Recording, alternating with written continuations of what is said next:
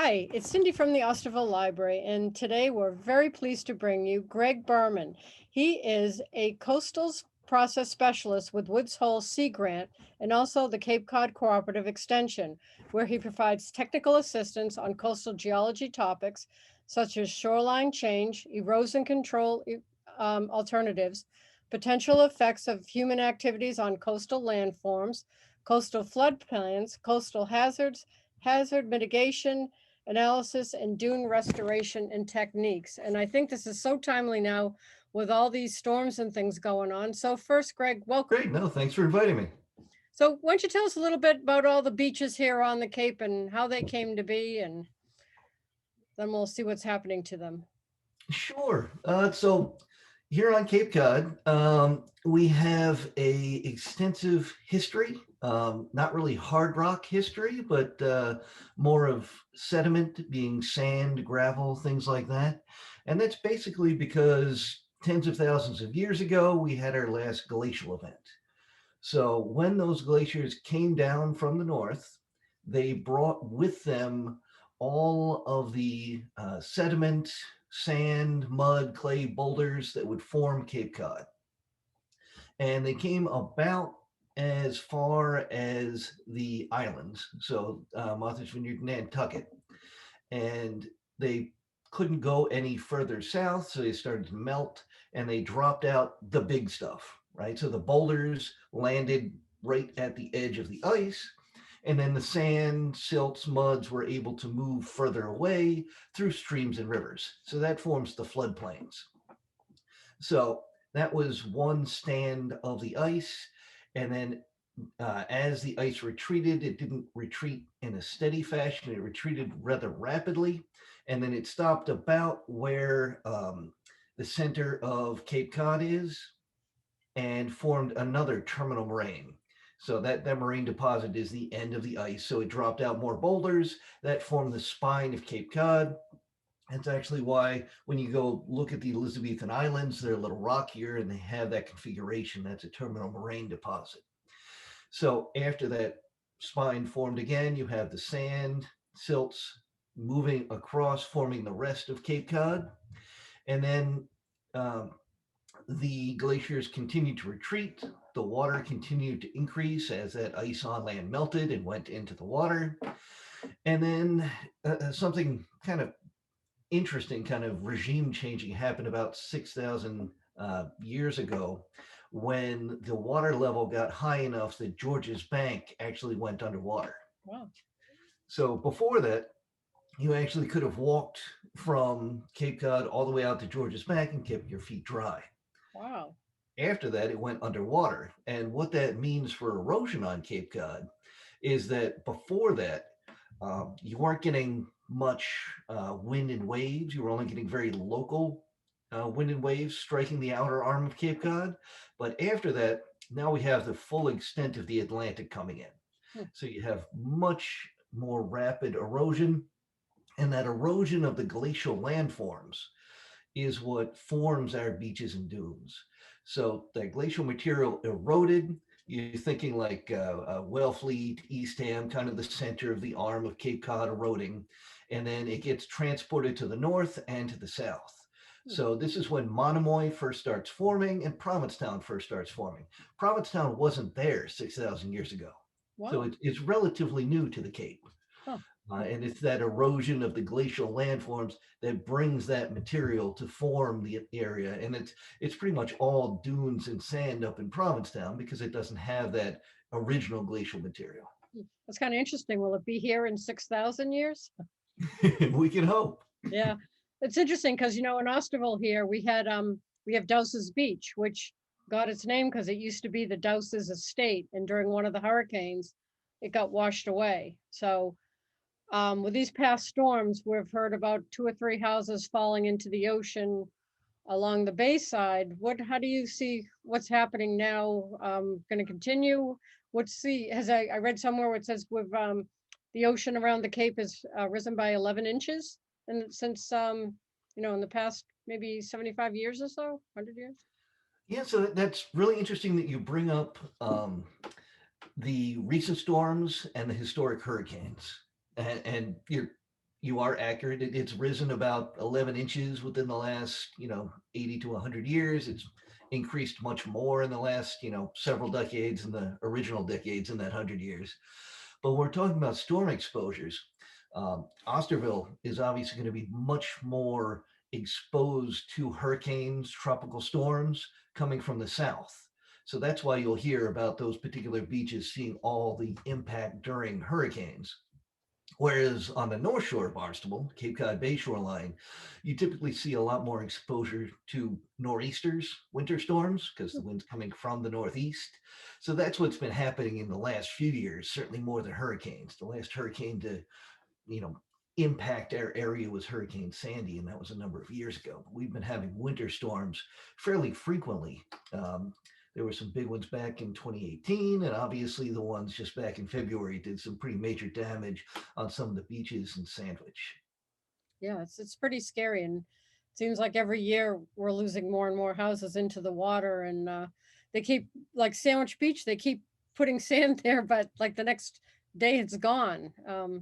What is like the way to? I mean, besides not building on some of these areas, what are the other ways to mitigate some of these things?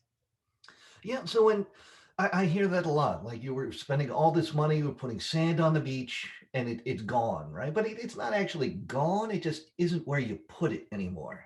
So, I mean, what's going on with Town Neck Beach is really the whole system's out of whack right now. I mean, you've got rapid erosion, you've got increasing sea level, but you've also got the Cape Cod Canal, those long jetties, which are preventing sand from flowing along the shoreline to replenish that beach. So it's kind of a double whammy. It's got the regular erosion that would be happening, and it's not getting the continued flow of sand it takes to maintain that beach. Hmm. So, in order to kind of mitigate for that human accelerated erosion due to the canal, the town has been putting sand on the beach. And it goes away rapidly because sand hasn't been put on the beach every year.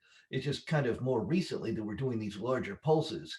So, you can think that the beach is steeper than it would be naturally. So, that sand is going to move more quickly. And it's not that the sand, just goes all the way out into the ocean. It a much larger intertidal area. You get a higher beach elevation. So even if the dune you built isn't necessarily there anymore, the higher beach elevation hopefully will prevent a lot of the storm damage right there. Now that's it over on the other side of that estuary, the Spring Hill area that's seen the recent uh, um, house collapse, right? So there's actually been 2 or 3 houses that were condemned during that last storm. It's kind of the cumulative effect. These nor'easters tend to, move sand relatively quickly. It's not that catastrophic hurricane type effect, but the beach has been moving towards these homes, right? And really the 2 or 3 that were lost in this last storm were the ones that haven't been rebuilt recently. These are homes that were built decades ago, and they were built according to code back then, but codes have changed since then. Now, if you're building in a dune barrier beach system, you really have to have uh, the foundation on pilings. Right. Right. So the houses that collapsed, those were kind of the old style foundation cement basements. And Wow. it's really not designed for a coastal system because honestly, as soon as you take the sand out from underneath that, the cement has no support and it cracks open, and that's when it gets lost relatively quickly. The piling foundation allows for a longer usable lifespan of that property. There's some other things you can do that are a little bit more in tune, placing sand, doing beach fencing, things like that. But if you have a cement foundation, you're just getting wave reflection directly on that vertical structure. Now, I'm just curious when you brought up about the pilings, how far do those have to go down? I mean, to be effective, because if everything's getting eroded away, you just can't. I mean, you've got to put them pretty far down, don't you?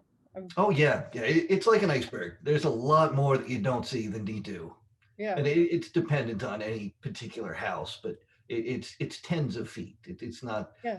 just below the surface. Wow, that's crazy. Um, so like, with the changing like off Chatham where things keep getting breached and not and changes there, do you see things happening, 10, 20, 30 years with the water flow and the openings that have been occurring?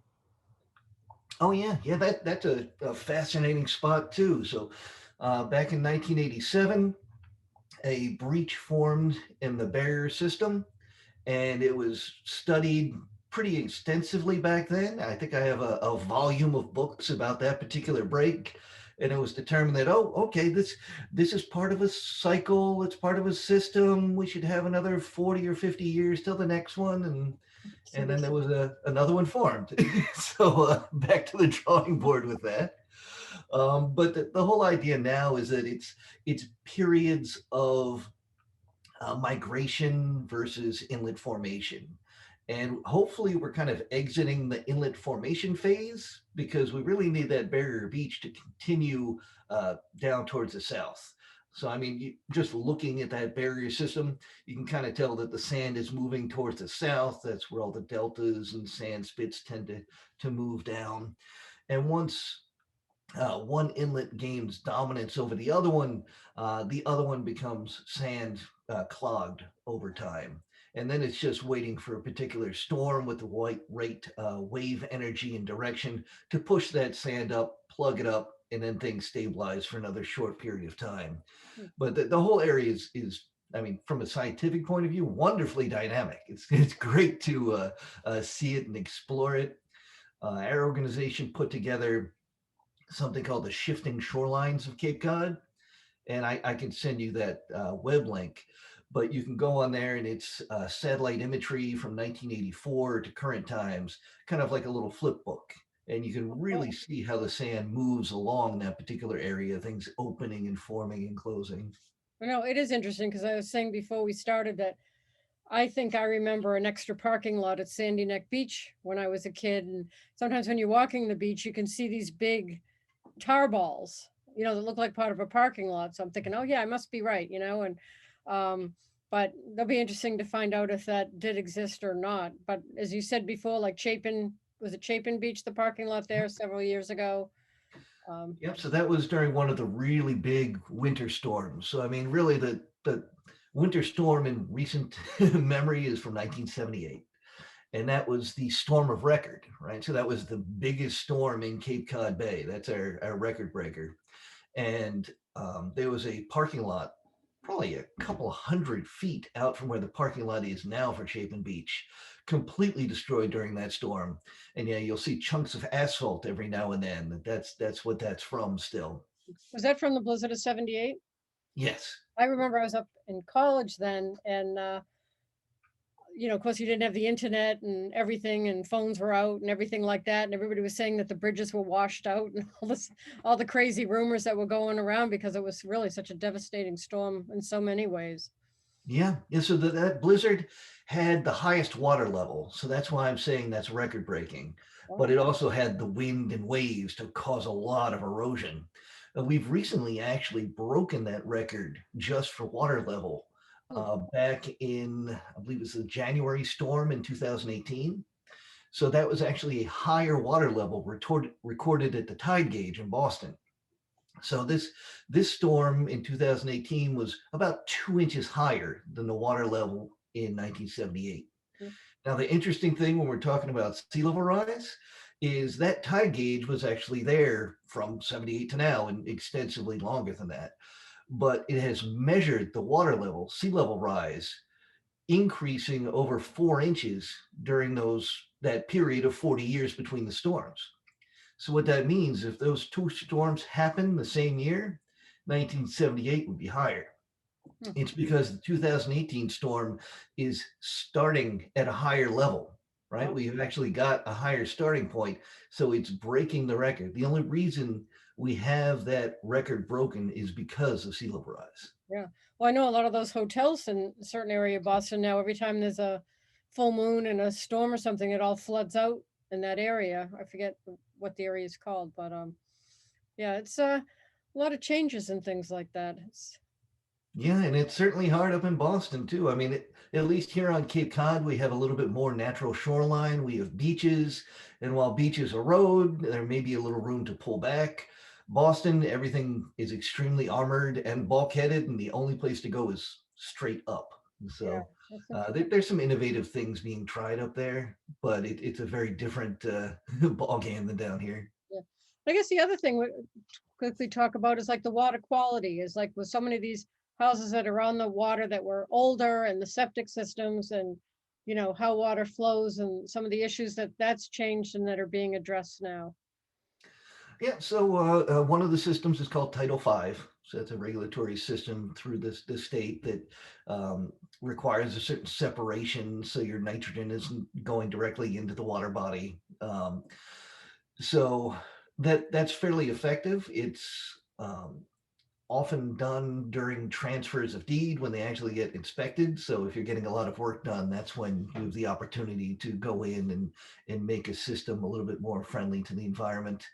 Um, One of the interesting things to consider with sea level rise is it's not just the saltwater rising, right? So as the seawater rises, that's going to change the pressure gradient of the groundwater trying to leave the Cape out into the ocean. So that actually raises the groundwater level in some areas. Hmm. So some areas that have a fairly thin uh, a short distance from the surface of the ground to the groundwater may have less of a distance. So if you have 5 feet of vertical separation and that allows a certain amount of nitrogen absorption, you may have less than that in the future as sea level rises in some of the coastal areas. Hmm. It's all very interesting and a lot to absorb. Is there anything else you'd like to tell our viewers today or share or information or what they can do or where they can learn more?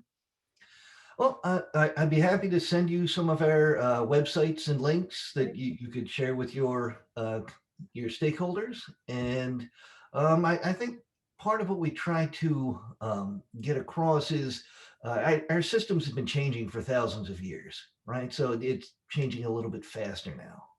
So we're trying to do things or encourage things that extend the usable lifespan of a particular site and at the same time having the least detrimental effect on the natural environment. So when you see a house falling off a dune onto the beach, um, the one right next to it might be up on pilings and not see that same level of damage or coastal impact. So there is kind of a push towards trying to be more resilient and in tune with the environment. So we're working our way towards that. Oh, great. Well, I appreciate your time and all your knowledge today. This has been really, really interesting, and I look forward to getting those links and sharing them with people. And so thank you so much for joining us today. Absolutely. It's been a pleasure. Thanks.